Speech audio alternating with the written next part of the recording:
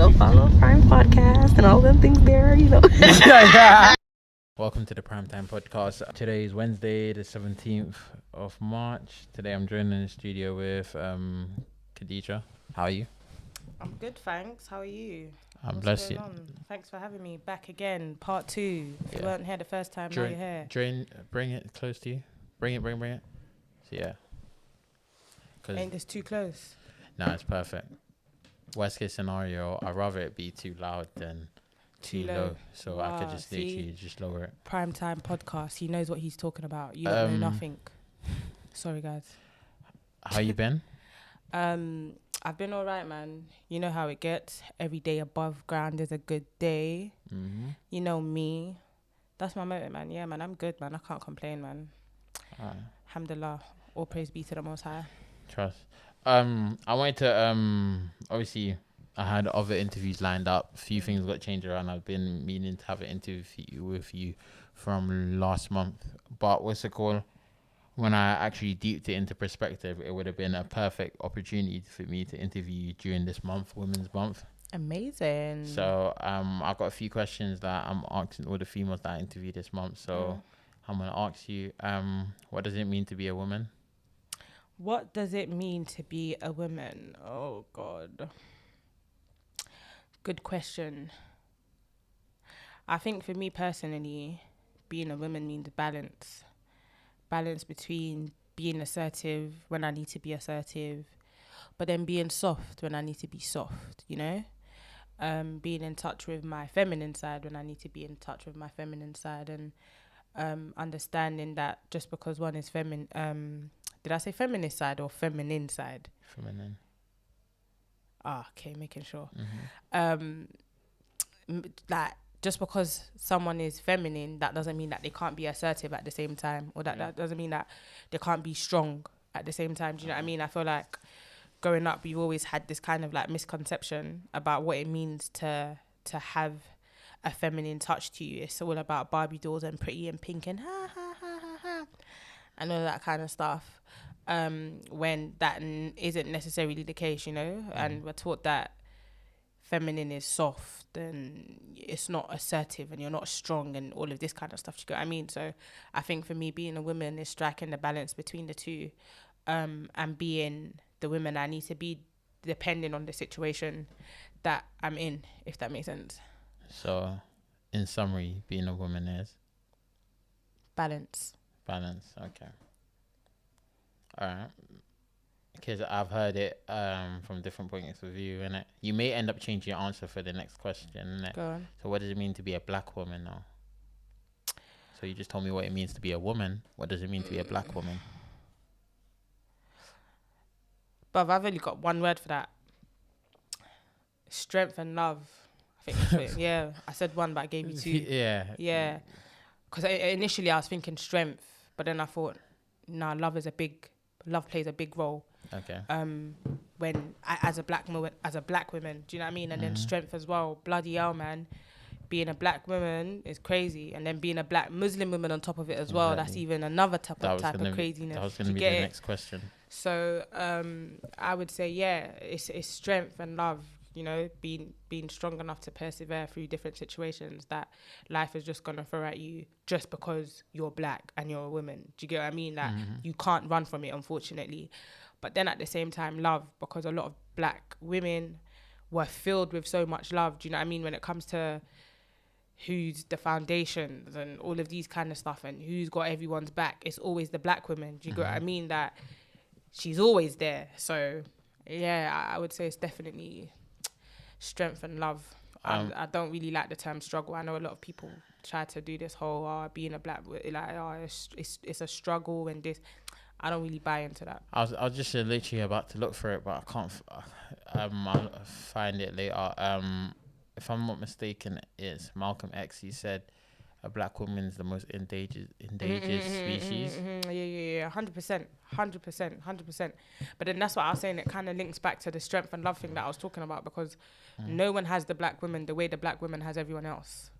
Do you know what I mean? That no one has the black woman the way the black woman has everyone else. Not even the black man has the black woman the way the black woman. Do you know what it is?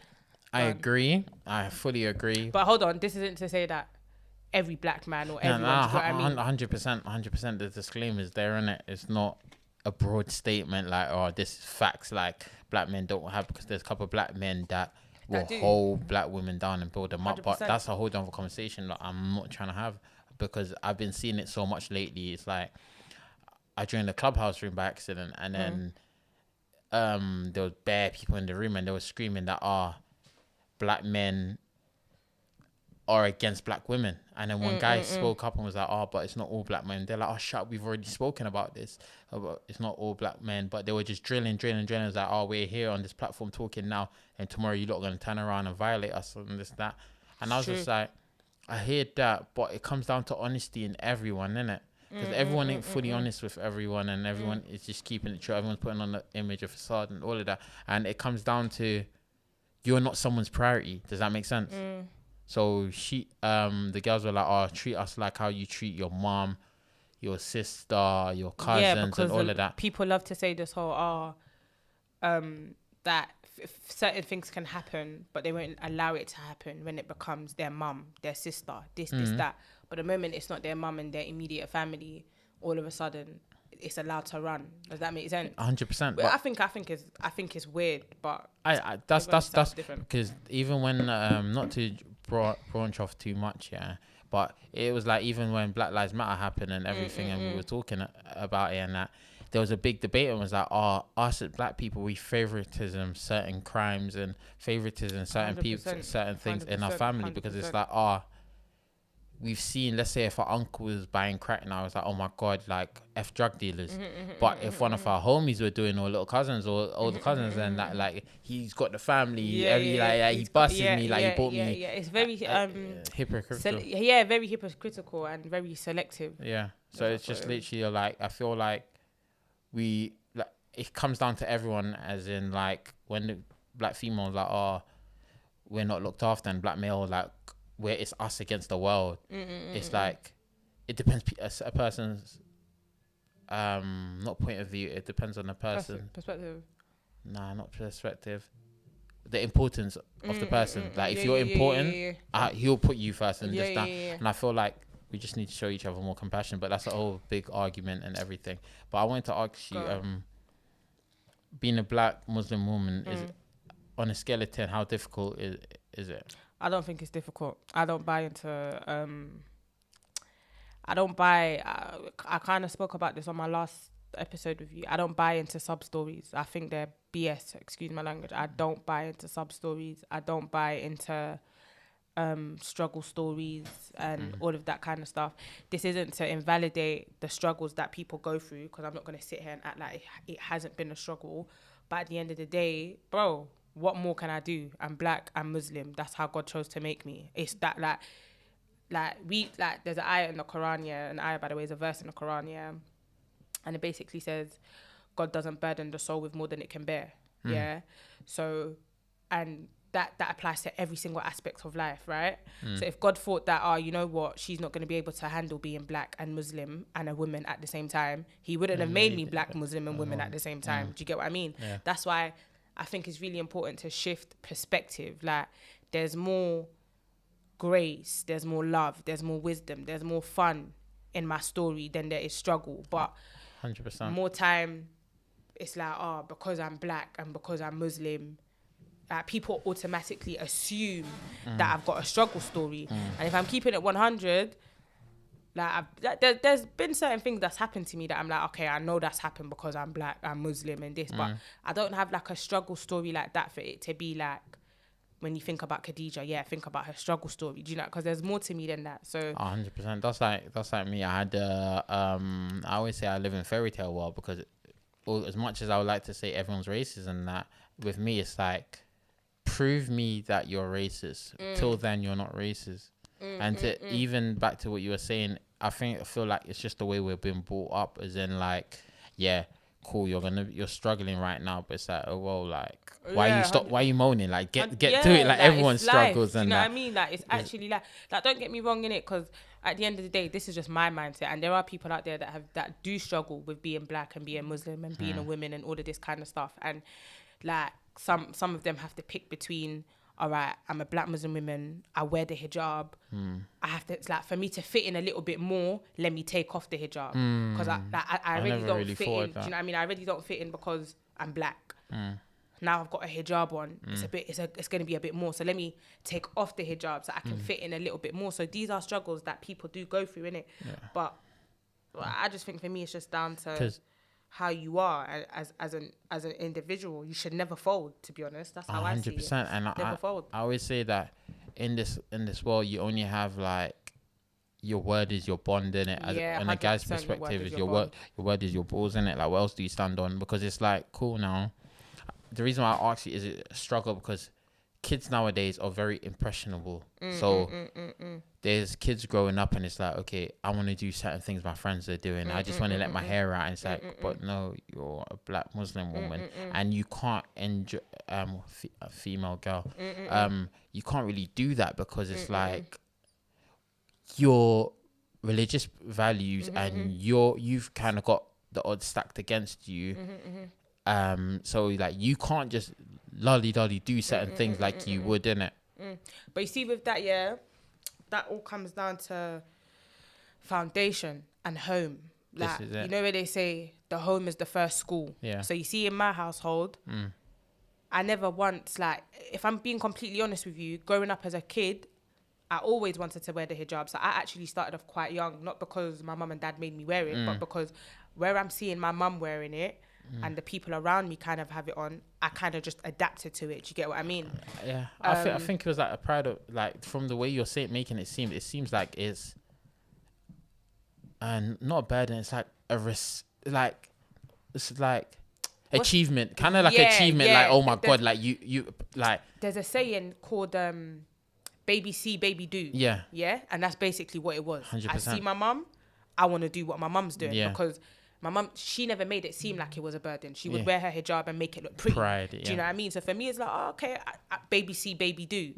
It wasn't actually until I hit secondary school and more so college that I started thinking, oh, like, that's when I started feeling a little bit out of place, because that's when my hijab started getting questioned a little bit more. Like, oh, like, how can you're black, but then you're Muslim? So, like, how does that, do you get what I mean? Yeah. So with us, like, I've got nieces and all of this kind of stuff, yeah? And again, baby see, baby do. My youngest niece is 1 year old, but she already gets the hijab around the house and wraps it around her head because she sees all of us wear it. She sees us when it's time to pray. She knows that we got the hijab on. Do you get what I mean? She sees her mum wearing it. So with stuff like that, again, everything, one thing I've learned from life here is everything is a matter of mindset and perspective and how you Facts. choose to view something. Do you get what I mean? You can choose to view it as a struggle if you want to view it as a struggle, or you can choose to see it as, you know what, this is something that my religion has placed upon me, that has blessed me with. There's a reason as to why Allah is telling me to cover myself. I'm going to take pride in that, and I'm going to do it with pride. When I end up having younger ones around me, I'm going to do it in a way where they're going to want to do it as well. They're not going to see the hijab as like the way the Western world view it. Do you get what I mean? Like, in our house, there's no Western views on the hijab. You're taught that the hijab is a beautiful thing. Do you get? So when you're teaching these kids from young that, oh, look, this is your crown and all of that kind of stuff, and they're reading books that got little girls in hijab in it, they're reading they're seeing cartoons and stuff like that, it's gonna make them, do you get, like, oh, I wanna do it. This is why I was like, it's so important to, like you said, home is where the heart is and all of that good stuff, because I believe you've got to sort out before you could dictate and say, oh, XYZ, an outside perspective and this, that, give a perspective on other people or tell people what to do. You've got to sort out your in home. 100%. It needs to be solid at home. 100%. Because literally, from what you're saying and that, I'm like, yo, it makes logical sense. And if you're not strong on your ground, you will shake. Because 100%. that's why I asked you, like, how difficult it is. Because I know how kids are impressionable and all of that. Like, you come to school and you're wearing a trainer that's 2 years old, you're getting teased. You're getting teased, and it's mad because it's even worse now. You see, when we were in school, it weren't that bad, man. We'll give it to you, but now it's But our thing was, if you ain't got Air Forces, you're a bum. Yeah, but now it's if you ain't got Dior's, you're a bum. Yeah, like, bro, like, even the standard trainers can't really slide too tough, and it's like, it's a dog eat dog. I'll never forget. I think I was speaking to a girl, and she was telling me that I had a little cousin or a little brother in is 16 in year 11, and he went Hakkasan. And it was like, yeah, like he couple Louis Vuitton stuff got given to him and this and that. And I'm like, I hear what we're doing, because right now, But in year 10, I was going Caledonia, barbecue wings bro, and chips, yeah. bro, Black Road, shit's Halsden. like, That's bro. what I was doing in year 10. But it comes down to the point of view where it's like 100% like we're giving our kids things we haven't had, but it's like, no, we should be teaching them about things we never learned in different situations, because it's like, I could give, like, with my little brother, his birthday's coming up, so I go to him like, what do you want? He'll be like, oh, not really fast. He turned around to me and was like, yo, he wants a laptop. I was like, cool, hit all your grades and hit everything and you'll get a laptop, innit? And even what I wanted to do to him, I was like, alright, cool, I wanted to give him 2 bills for his birthday, but I was like, I was gonna ask him, you can either get 2 bills up front, or I'm gonna teach you financial literature and take £20 a week for the rest of the year. So it's like, what do you want? What do you want? Yeah. And it's easy for someone to say, okay, I need that 2 bills straight front and this, that, and the third. But like I said, like, we all go through our own. Yeah, 100%. It just starts at home. I think when it comes to kids growing up, whatever it is, everything kind of starts at home. Like, even like with my skin color, that's never really been an issue for me. Do you know what I mean? Because I've always been around people that look like me. Do you get what I mean? I've always been called beautiful and all of that kind of stuff. So it wasn't until I started like really tapping into the outside world and I'm seeing the way people actually view black women that I'm like, rah, this is weird, because back home, I get called beautiful every single day. Do you get what I mean?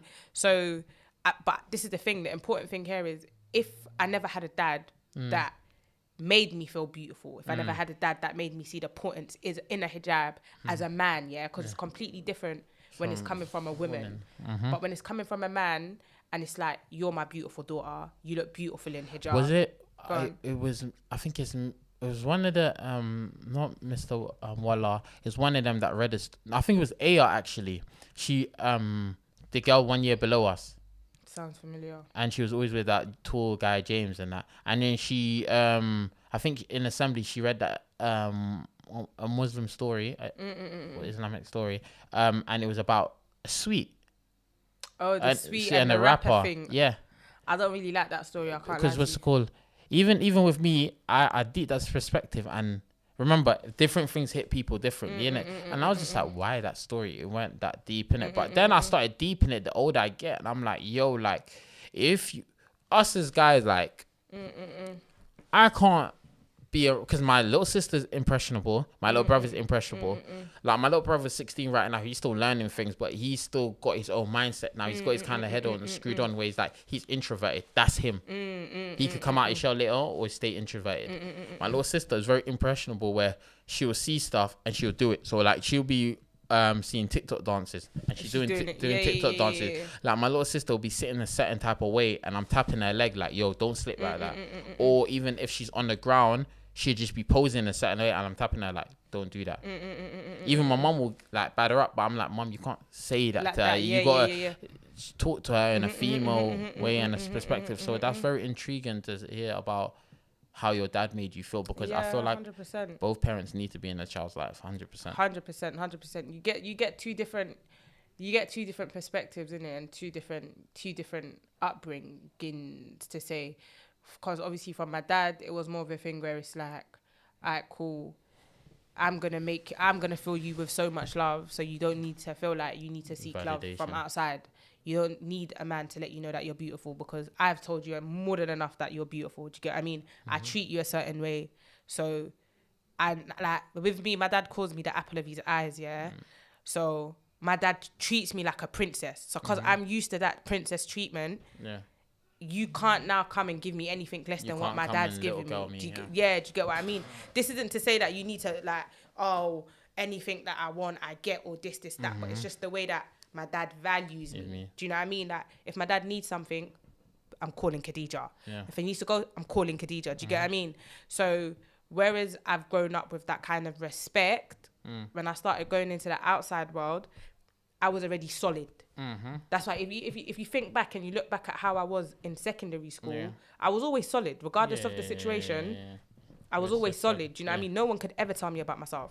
Like, people tried to, but it didn't really get far because I knew who I was like inside of myself. Do you get what I mean? So it was like, okay, you're gonna tell me about myself, but it's not really gonna get far because at the age of like 15, 16, even like from 14 upwards, I knew who Khadija was. Do you get what I mean? I knew exactly who I was. I knew the home that I came from. I had my head screwed on. I knew who I was as a person. Yeah. Like 16, I was moving like I'm bloody 26. Nah. Do you get what I mean? 100%. Because you just knew that your life was set up a little different. Like you were going somewhere, and like a couple of lessons that was taught upon you was a lot different. Because even like I've got a client and her son, he's a big man. Like she says he's one going 30. The way he is, he's a big like he'll be there watching, and I'll be training her, and then he'll look over and be like, okay.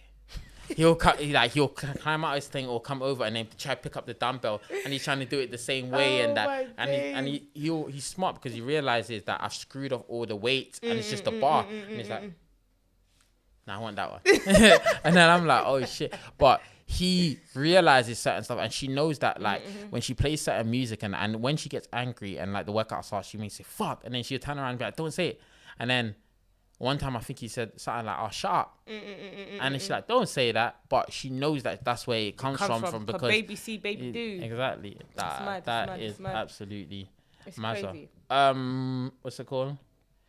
Baby see, baby do. Hey guys, gonna give you a quick interval. I'm joking. Sorry. Go on.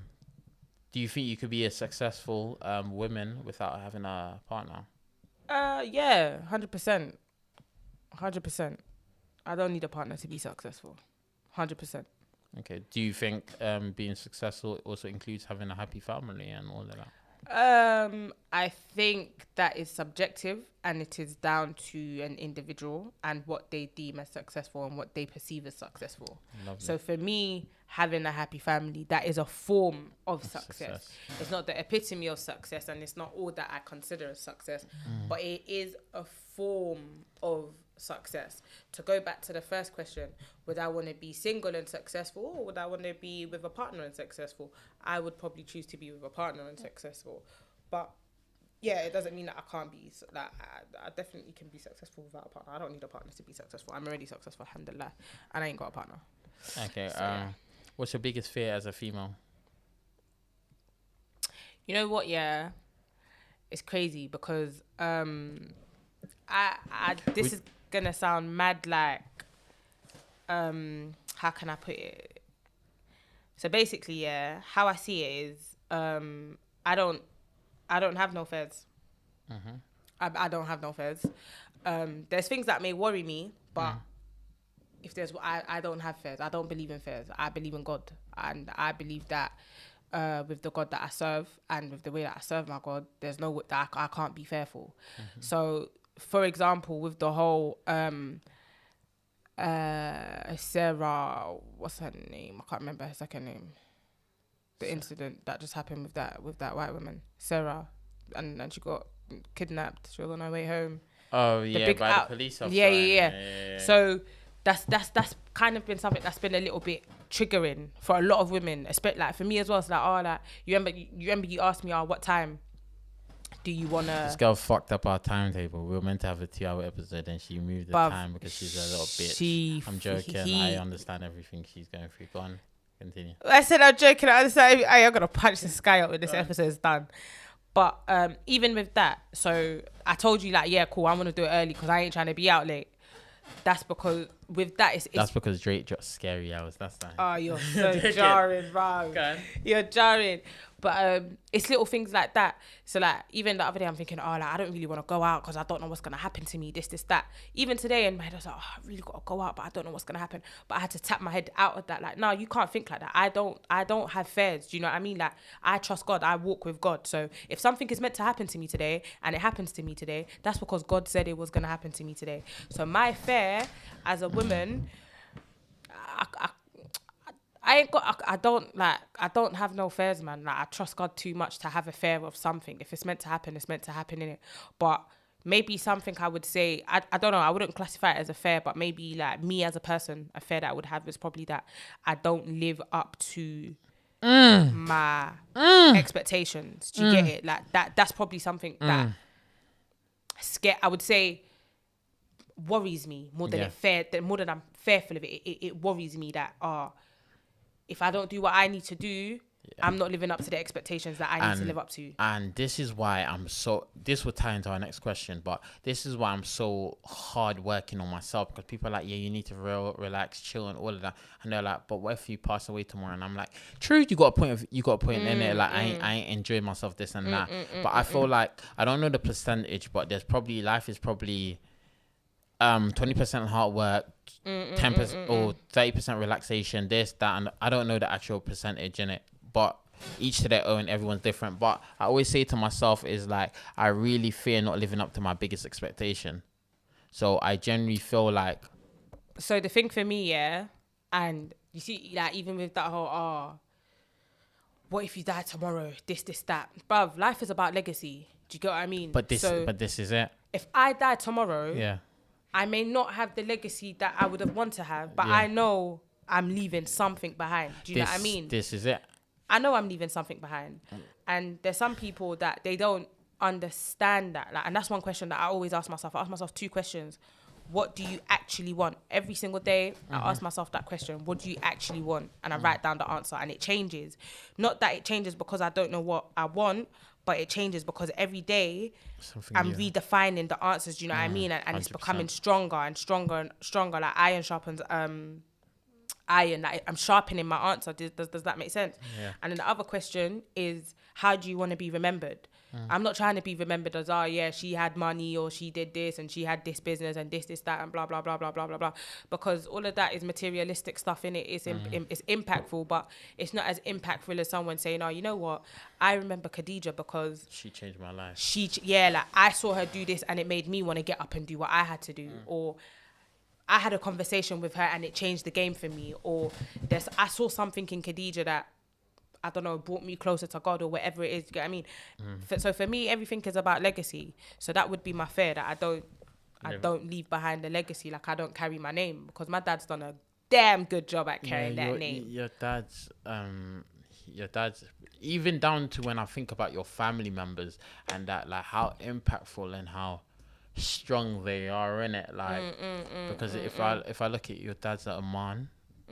Like your dad is, he's a very respectable guy. Like he's respected, and not even in this country, he's respected everywhere he goes and wherever he touches. Your brother as well. Your brother's the GOAT. Like he's literally a GOAT. He's doing his thing. Shout out you, Prince Wasim and Big Hack. Shout out you. And then, I even forgot about your other brother's a chef. He's funny on Snap. He's funny on Snap. I see one girl post his Snap, and I was like, this guy's absolutely hilarious. He needs to get it together. But so you've kind of got big feet to fill. But it's like you'll feel it in your own way. Some people feel like, I've got to make more money, I've got to do this, I've got to impact 1 million people. But you know, it's like I always say the story as well. It's like a nun saved a little boy from drowning, and that little boy turned out to be Hitler. Who knows? Like you could impact someone, and that someone will turn around and save the whole nation, or do something amazing. Do the completely opposite, bruv. God forbid. What was it called? But the reason why that hits home hard for me is because like lately I've been thinking like, cool, what do I want to leave behind, and what do I want to achieve? Because it's like, I want to achieve this by I'm 30, I'm going to be able to say, and I keep getting this vision in my head, and I know I'm going to hit it. So it's like, I could do all of these things, but it's like, what do I have to do? It's like, okay, cool. Let's focus on females. Let's do that things you don't want to do. Do that uncomfortable thing. And it's like, cool. Doing all of these uncomfortable things right now will make me better in a future. Like I save a good amount of money each month, and it's just like, sometimes I think, why am I doing this? But when I deeped how much money I got saved, I'm like, oh shit, like it makes sense. And so right now you're working to create your perfect you. So by you doing all of these things, you're hitting the nail on the head. My next question that I wanted to ask you, do you think women need to abstain from men to grow and work on themselves? 100%. I think as a woman, there comes a time in your life where it's you and you, bro. You need to do what you need to do. That it's not everyday chat to man. It's really not everyday chats, man. You can live without man. You really can. It's really not that deep. Like, I think, and I think the same goes for men as well. There comes 100%. a time in your life where you need to do what you need to do for yourself. Do you know what I mean? Like, I feel like we give too much of ourselves to people. Way too much of ourselves. 100%. And way too much of ourselves to the opposite sex. Like, I know some people that, bro, I've known them since year 11 and I don't think they've ever been single. And for me, that's weird. Hey, but do you know what that is? I generally, you're mad. Nah, it's crazy, bro. But I generally agree with you. Nah, deep it. Like, they got a man today that they messaged me telling me, oh yeah, me and him, I hate him, we've broken up. And then next week they're with someone new. But this is what I'm talking What about. happened? This is what I'm talking about with people. And I said no one actually allows themselves time to heal because we're always talking to someone. Because even if I've got a girl right now, so I may be talking to another girl as a friendship, and it's like you never really have a break. So when you finish with your girl, you're talking to a next female, and it's like, yo, you generally need a break. Like 100%. I always say to people, do this or eat this or do that, and they're like, no, I don't like it. I'm like, how do you know? Oh, I just know. Yeah, I'm like, but that's what it is. But you don't know yourself. People have this fear of like loneliness, and they don't want to feel alone and this, that. But bro, being alone sometimes is where you find the most peace. Do you get what I mean? You see, so like even with me now, I haven't spoken to. I taken a sabbatical from men, innit? So.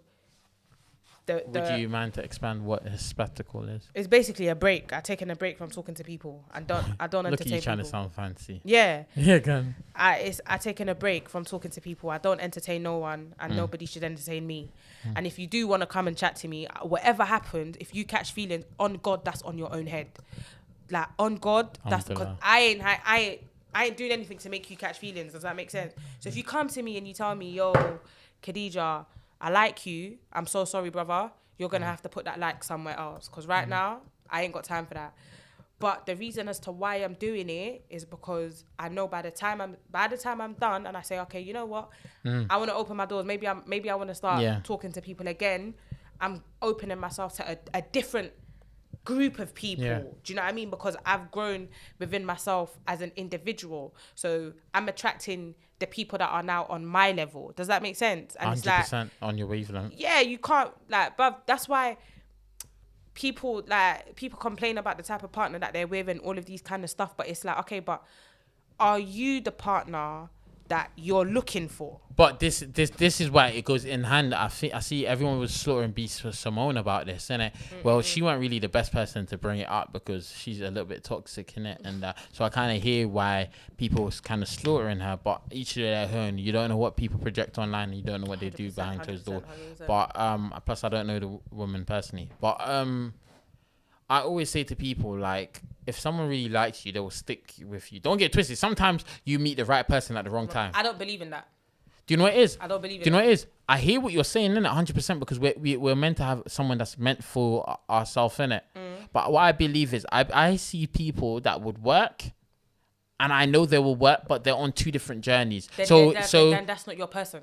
So, what I'm trying to say is they will work eventually in the future. Like, perfect example, you see stories like I love watching things like this. Like, you will get a guy that's in a position and he'll take a picture in front of the Eiffel Tower, and you will get a girl that will take a picture in the Eiffel Tower, and they may bump past each other, and they'll be like, "Oh, why is this person looking at me? What that?" But those two are the right person for each other. But years later in the future, when they meet, they'll be like, "Oh my God, I went to Paris in 2008," and they're perfect. So what I'm trying to say is sometimes some people are meant to go, but before me and you get together, you need to do a certain thing about yourself, or you need to conquer and get certain qualifications and requirement in your body or in your mind, soul, spirit, before we get back together. Because there's certain people I know right now, they'll be perfect together, but I'm like, no, you right now, you're going to help break generational curses for your family. Focus on your family. And you right now, you're perfect, but you need to up your cooking skill. So up your cooking skill. Exactly. So when John is finished saving his family and John's ready, and you and John go together, okay, we like movies, this, that, we work out and that, and it's just like, cool. I don't know. I get you. But I get 100%. You know, you're thinking about it like, Tom and Sally will be perfect, but Tom and Sally, they're at the wrong time. No. I'm thinking it is. This is how I see it. Yeah. This is why I personally don't believe in the right person, wrong time. There's no such thing as wrong time. You see that, but again, I guess because you see with me, I shifted my mindset in it, and I'm very like faith driven. Do you get it? So when I think about face, like when I think about certain things, I'm thinking it from a God-based perspective. 100%. So if I understand as a person that everything works on God's timing, and I've met you right now, and me and you click and everything and this that, just because me and you click, you're not my person. Facts. Do you get it? You're not my person. Facts. Because realistically, I can click with 10 people a day. 100%. I got a likable character. Do you get what I mean? You're not all going to be my people. Do you know what I mean? So for me, it's like, that's why I don't really believe in right person, wrong time.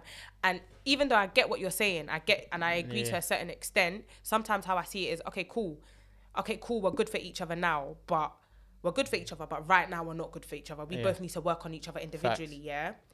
Sometimes what happens is we've both gone and worked on together individually. By the time we come back, we're two different people, so we're not even good for each other anymore. Facts, 100%. I mean? So it's like, this is what I'm trying to say. Everything. You was my person but you're now, not my person now. But this is it. This is what I'm trying to say. Everyone will literally need to do certain things and do this and that and the third.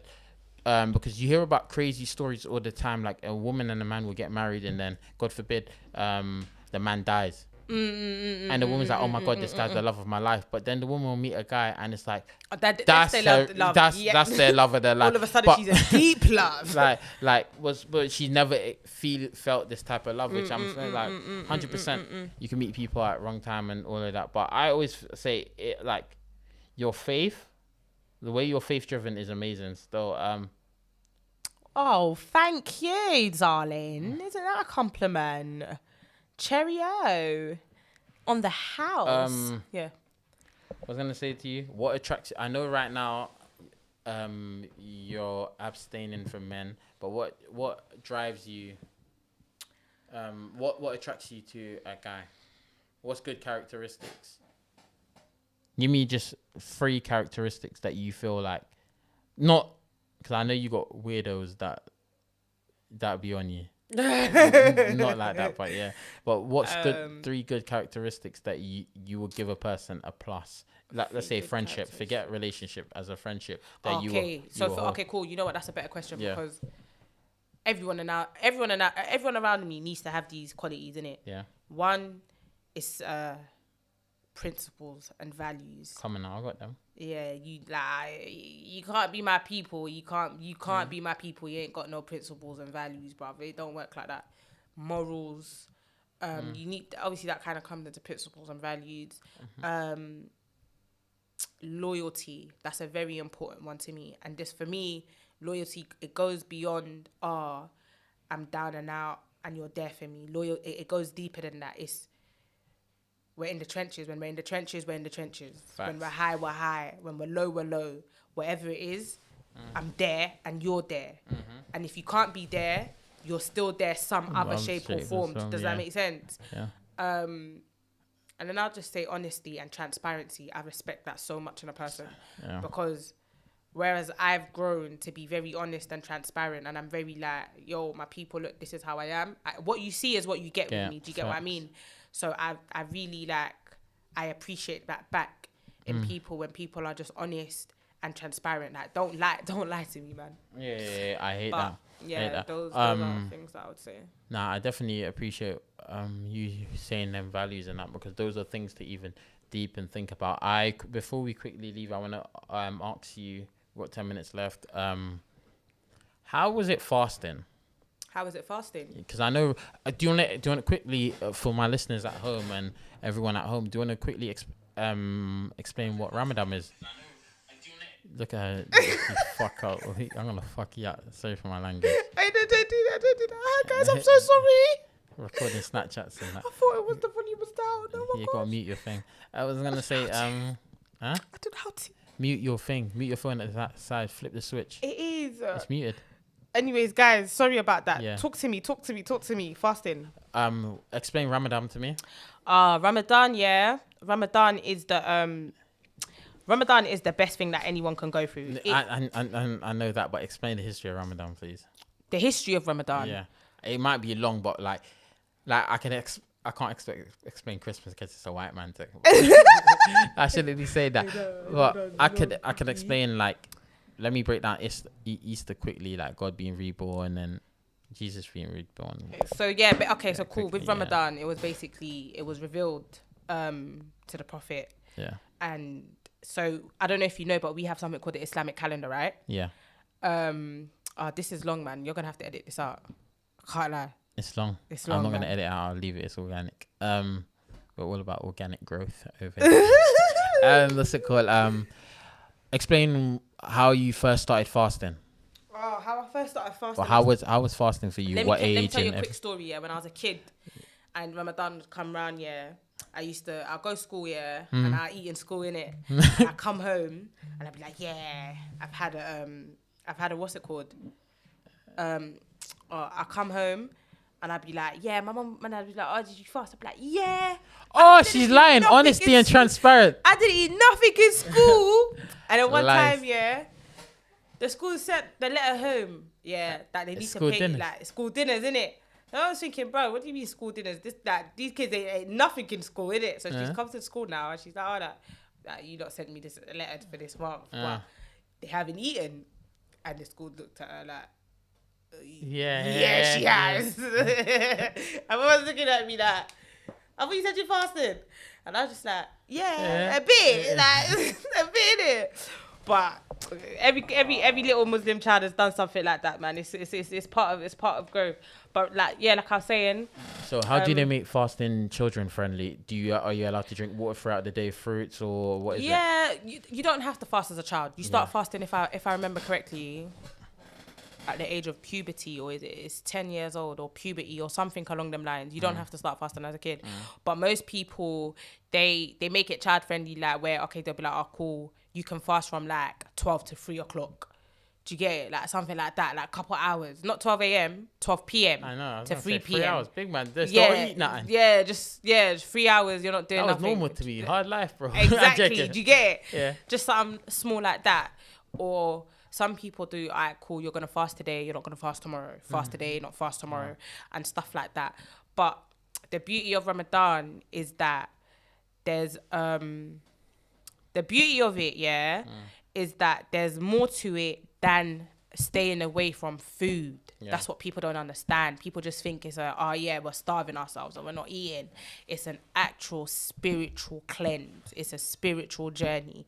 It's a journey of discipline. Yeah. It's a journey of reconnecting back with God again and like shedding. It's such a beautiful experience. That's why every single year around this time, you see a lot of Muslims that are amped. They're excited for Ramadan because it's like their soul needs it. Their soul's craving it. As soon as Ramadan leaves, a couple months, you're gonna start seeing people saying stuff like, oh, I need Ramadan, man, because there's something about the Ramadan spirit that you don't get in every other month. Quickly, because 100% I agree with the children thing, because I feel like I know it's all those 3 hours, but back to what you're saying, if you're at home and you're getting taught this, you're like, oh my God, like I just done a Ramadan. I just done Ramadan. Even my niece like, mommy, I'm fasting. Gets a gas, bro. But nah, like what you said, because I do intermittent fasting and I fast sometimes because of religious reasons. And when I do intermittent fasting, I say might as well just add the religion aspect to it. So it's like I feel so good because it's like cleansing, and it lets me know that a lot of the things that I want is actually me not knowing what I want, or even temptations. Like I'll be like, yeah, I'm hungry, my belly's rumbling, and I'm like 30 minutes later, I'm like, I'm not really hungry, my belly's just chatting shit. But it's like, and then even like girls and that, like after 2 weeks fasting, that I'll be like, I don't need you. I don't even like you. Like, why are you, like, I'm just talking to you for the sake of talking to you. Like, it's funny you say that, because even Islamically, they teach us that to save yourself from committing adultery and all of that kind of stuff, fast. Because obviously when you're fasting and you're doing it for God, it's going to stop you from doing sin. Do you get it? So they say fast as much as you can. And I know like bare people that it's actually, we call it a sunnah fast, and it's basically just Monday and Thursdays you fast. So I've been doing this for like Monday and Thursday only. Monday and Thursday only you fast, yeah, away from Ramadan. And then we obviously have within the Islamic calendar, we have the 3 white days that you can fast as well, which is normally the 13th, the 13th, the 15th, and the 16th, if I'm not mistaken. Anyways, quickly, since I've been doing my Mondays and Thursday fast, I've seen drastic changes in my life because it's like, yeah, you're disciplining yourself from eating food, but you're also disciplining yourself mentally as well. Do you get what I mean? Like, you want to do something that you're not meant to do, you remember you're fasting, so you don't do it. Do you get it? So it's beautiful, man. If you don't fast, man. Nah, 100%. I could generally feel that. I feel that that it will work in that way, shape, or form, innit? Because when I deep it and all of these things, I feel like there's so much temptation. This girl's getting goofy. There's so much temptations that happen and that in life. So I feel like fasting can save us from it. 100%. Hit the wall. You're an idiot. What's I gonna say to you?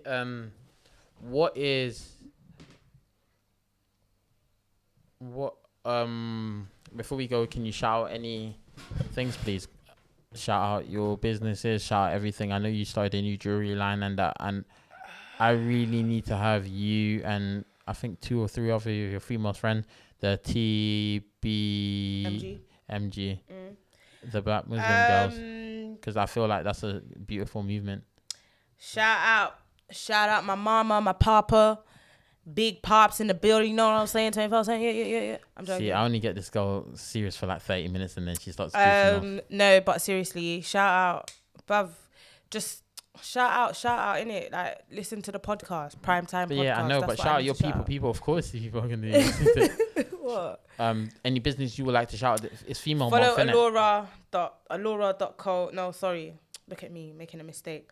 Follow Alora Studio for your luxury jewelry. Follow Thrive Tribe if you're trying to build a business or a project and you don't know where to start and you need some guidance. I've got you. Hit me up. Yeah, if you're black or you're Muslim or you're black and Muslim and you want to see what's going on in our little community, yeah, follow up TBMG. But 100%, because even I see how you adapted to thing really well as well. I wanted to say thank you. No, not thank you. Shout out you. To what? Clubhouse. How you Oh adapted yeah, Clubhouse yeah, as well. yeah. That was really good. That was really good. Also, I want to say, Khadija, thank you so much for tuning in today. You are absolutely amazing. I know you're a weirdo sometimes, but like generally, like I'm actually proud of you. I'm genuinely proud of you. I'm proud of the you're journey gonna make me cry. I'm proud of the journey that you've actually Don't do ended up on that. and everything. And Don't do even that. a couple of things that you've said to me has had me sitting in my spirit thinking about it. I think don't do that. I may fast every Friday, and I'm gonna Don't do that. I'm gonna I'm proud of the woman you're becoming, for real, because I feel like the path you're on right now, you're gonna make your future husband, future wife, future kids, family, and all of that proud, because you're doing all the groundwork now. When you're working on your soul. Oh, you want to make me cry? But yeah, but no, 100%. yeah. Thanks for having me. Anytime. Peace. Go follow Prime Podcast and all them things there, you know.